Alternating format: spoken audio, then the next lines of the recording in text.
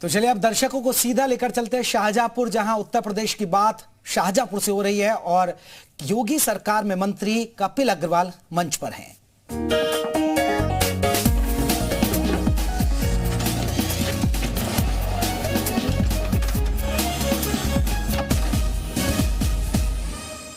इस प्रकार से भारत की जय जयकार हुई है। प्रधानमंत्री के नेतृत्व में आज G20 देशों की अध्यक्षता माननीय प्रधानमंत्री कर रहे हैं। पहले कभी अवसर मिला क्या?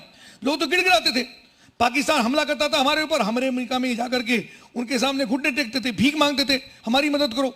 और अमेरिका हमारी पीठ थपथपाता था और उसको हौसले पर हमला होता है तो हम जाकर के उसके घर में घुस करके हमारे नौजवान इसलिए हमला करते हैं, इसलिए बदला लेते हैं, उनका नेतृत्व देश के प्रधानमंत्री कर रहे हैं। यही बात तो विपक्ष कहता है कि राष्ट्रवाद को धर्म से जोड़ देती है बीजेपी, और उसके बाद विपक्ष सेल्फ गोल कर देता है। ये अब तो सब जनेऊ भी पहनने लगे। अयोध्या में पिछले चुनाव हमने देखा सारी पार्टियों ने वहीं से अपना सम्मेलन शुरू किया। तो ये आपकी वैचारिक जीत मानते हैं इसको कि अब लोग राम राम कह रहे हैं, मंदिर मंदिर जा रहे हैं? हम जीत नहीं मानते हैं। राम तो हमारे आराध्य हैं, राम हमारा जीवन है।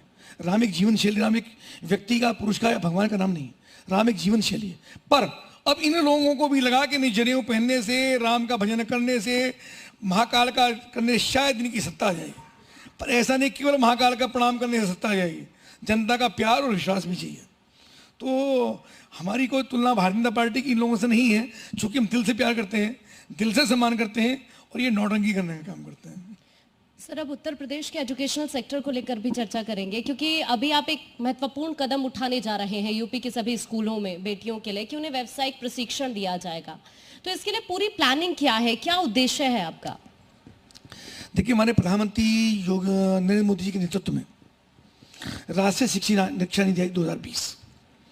तो पहले क्या होता था, पहले मेकाले पद्धति लगातार चल रही थी और देश के इतिहास को विकृत करने का काम किया। अकबर महान ये पढ़ाया गया, अशोक महान को नहीं पढ़ाया गया, छत्रपति शिवाजी को नहीं पढ़ाया गया, महाराणा प्रताप को नहीं पढ़ाया गया, गुरु गोविंद सिंह ने 4 बेटों का बलिदान कर दिया, उसको नहीं पढ़ाया गया और इतिहास को विकृत करके बच्चों के सामने पहुंचने का काम किया। गैसे गधा और गैसे गमला पढ़ाया, गैसे गणेश नहीं पढ़ाया। तो उस संस्कृति को एक तरीके से पुनर्जीवित तो नहीं कहूँगा, पर उसकी पुनर्संरचना के लिए राष्ट्रीय शिक्षा नीति आई और उसके अंदर सही इतिहास का संकलन करके उसके सामने, देश के सामने रखने का प्रयास है। तो जो जो महापुरुष देश के अंदर हुए, जो किसी प्रकार का बलिदान, योगदान देश के विकास में और योगदान किया, उन सब लोगों का इतिहास बच्चों के सामने रखने का काम हो रहा है। एक बात। दूसरा विषय यह है कि बच्चे अभी तक जो मेघालय की शिक्षा पद्धति है, आपने देखा उनमें से बहुत सारे बच्चे हमारे परिवारों में ग्रेजुएट होते हैं।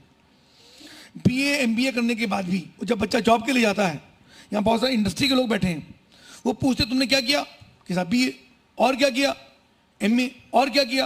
कि साहब कुछ नहीं किया। कि नो, कोई जॉब नहीं है। टेक्निकल लोगों को जॉब मिलेगा, जो कुछ काम जानता है, जिसके पास स्किल है, उसको जॉब मिलेगा, उसको काम मिलेगा। सिंपली BA MA लोगों को आमतौर से, अगर कंपटीशन में जाए तो अलग बात है,